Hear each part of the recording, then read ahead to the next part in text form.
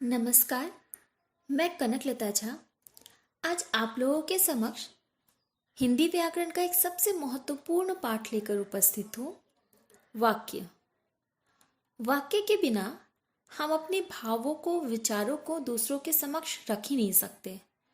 वाक्य के बिना हम अपने भावों, विचारों को दूसरों के साथ आदान प्रदान नहीं कर सकते। अतः वाक्य हमारे भाषा का एक महत्वपूर्ण अंग है, हमारे भाषा विज्ञान का एक महत्वपूर्ण भाग है। आइए पढ़ते हैं वाक्य। वाक्य किसे कहते हैं? शब्दों के एक सार्थक समूह को ही वाक्य कहते हैं। सार्थक का मतलब होता है अर्थ रखने वाला, यानी शब्दों का ऐसा समूह जिससे कोई अर्थ निकल रहा हो, वह वाक्य कहलाता है। हम कह सकते हैं कि इशारों से भी हम अपने भावों का आदान प्रदान करते हैं और लोग उसे समझते भी हैं, लेकिन इशारों को हम वाक्य नहीं कह सकते क्योंकि उसका कोई सार्थक अर्थ नहीं है, और जब तक किसी वाक्य का अर्थ ना हो तब तक वो वाक्य नहीं कहलाता। वाक्य का अगर वर्गीकरण करें तो वाक्य को हम दो आधार पर वर्गीकृत कर सकते हैं। पहला रचना के आधार पर, दूसरा अर्थ के आधार पर। हम यहाँ रचना के आधार पर जो वाक्य के भेद है उनकी चर्चा करेंगे। रचना के आधार पर वाक्य के तीन भेद होते हैं: सरल वाक्य, संयुक्त वाक्य और मिश्रित वाक्य। अब एक एक करके हम इन भेदों की परिभाषा समझेंगे। पहला, सरल वाक्य।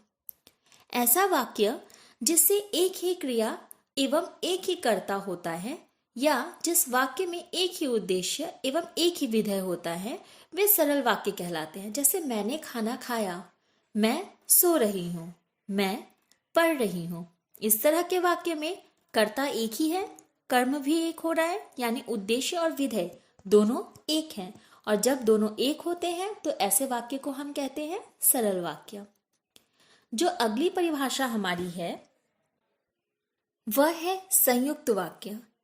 ऐसा वाक्य जिसमें दो या दो से अधिक उपवाक्य हो एवं सभी उपवाक्य प्रधान हो, ऐसे वाक्यों को संयुक्त वाक्य कहते हैं। यानी दो वाक्य हो और दोनों ही वाक्य बराबरी में समान महत्व रखता हो।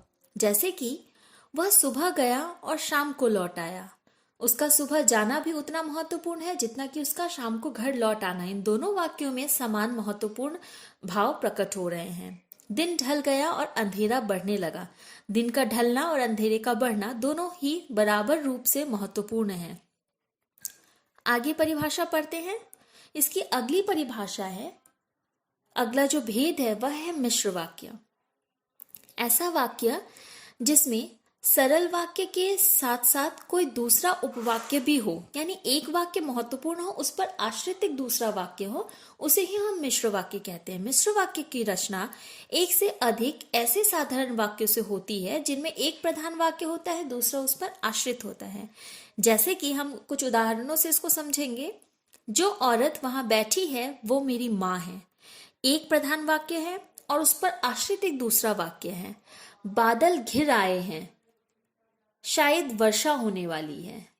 एक मुख्य वाक्य है, उस पर एक निर्भर करता हुआ एक आश्रित वाक्य है। जो लड़का कमरे में बैठा है वह मेरा भाई है। तो एक मुख्य है, कमरे में बैठा हुआ है, उस पर आश्रित जो वाक्य है वो मेरा भाई है। तो यानी एक महत्वपूर्ण वाक्य के साथ एक दूसरा वाक्य उस पर आश्रित है, उसे हम कहते हैं मिश्र वाक्य। इसके पहचान की कुछ तकनीकी होती है। इसकी पहचान कैसे की जा सकती है, हम कुछ छोटा सा इसका एक सूत्र मैं आपके साथ बताना चाहती हूँ, आपके साथ साझा करना चाहती हूँ। पहला सूत्र है कि संयुक्त वाक्य की पहचान हम कैसे करें। और, तथा, इस तरह के शब्दों के साथ जुड़ा हुआ दो वाक्य अगर हो तो उसको हम मानेंगे संयुक्त वाक्य। और क्योंकि, जैसे कि, जबकि, इस तरह के वाक्यों से जब एक दूसरे के ऊपर आश्रित एक वाक्य होता है तो उसे हम मिश्रित वाक्य के अंतर्गत रखेंगे।